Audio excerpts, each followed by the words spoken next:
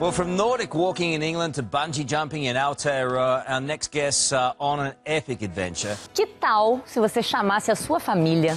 50 viikon aikana 50. Since October, health and fitness personalities Paul and Jacqui Brown, along with their 9-year-old son Ben, have been traveling around the world promoting sports and healthy lifestyles. Well, first of all, what is behind this whole challenge? What are you doing it for?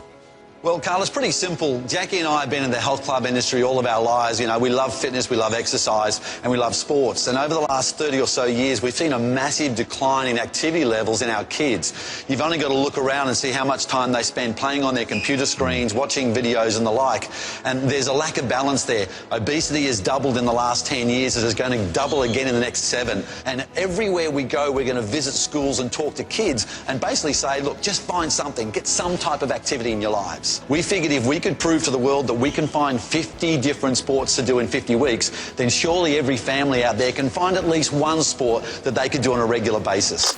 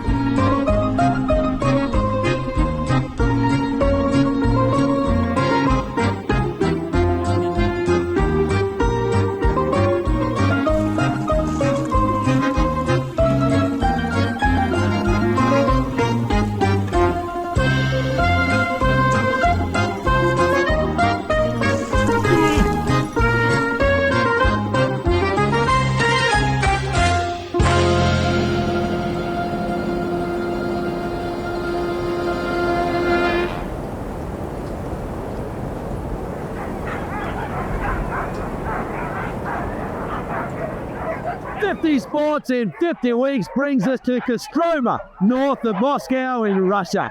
We're here to enjoy, as you can tell by the noise, an amazing sport called dog sledding or mushing.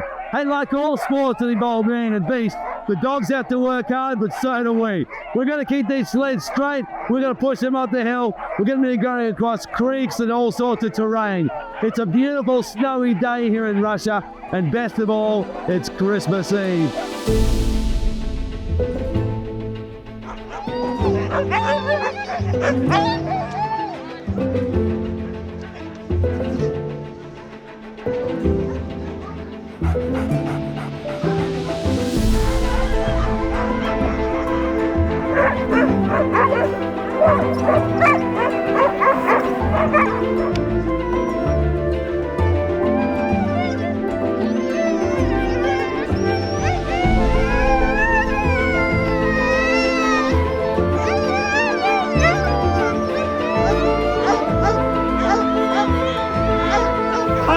When the dogs would go really fast, because then you had like a lot of speed and snow flying at you. You could just look around the scene and everything would be like coming at you, and it looks super cool.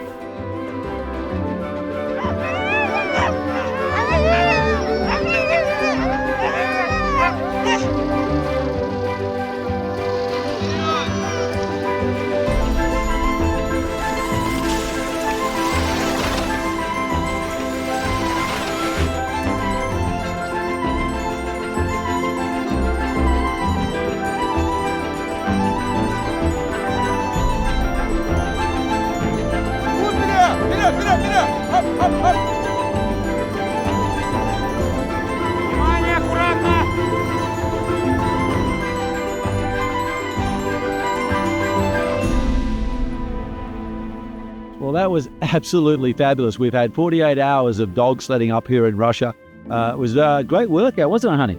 Yes, amazing. You wouldn't have thought, but we all got to work out, including the dogs. Yeah, the dogs obviously work very hard. And anyone who knows anything about animal sports will agree. Animals do a lot of the work, but they also love it. These dogs were keen to run. When we stopped them to untangle somebody or to do something with our own kid, the dogs were jumping and howling, saying, come on, let's go, let's go. They really enjoyed it. But at the same time, sometimes you're going up a hill or you're going through heavy snow.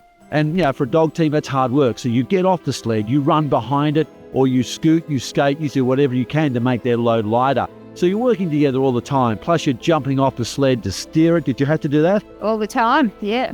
I hit a tree once and kept kind of slowing things down a little, but we got back on track. So look, we had a lot of fun here. Our hosts, Gold's Gym from Russia and Eastern Europe, have been incredibly generous and hospitable to us, and we're very, very grateful for that. We wouldn't have been here but for that type of help. Going to countries where you don't know the language, where you don't know the territory, having locals who are passionate about getting people off the couch with us, that's what makes all the difference. So we're very grateful for all the supporters and helpers, and we look forward to the next massive adventure with 50 sports in 50 weeks. So what would you say to a kid who was thinking about trying dog mushing?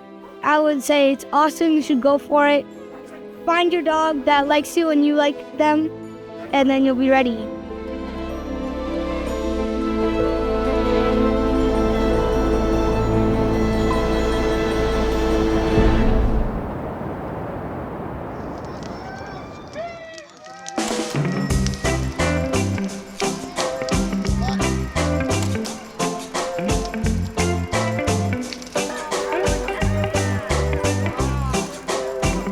Your favorite.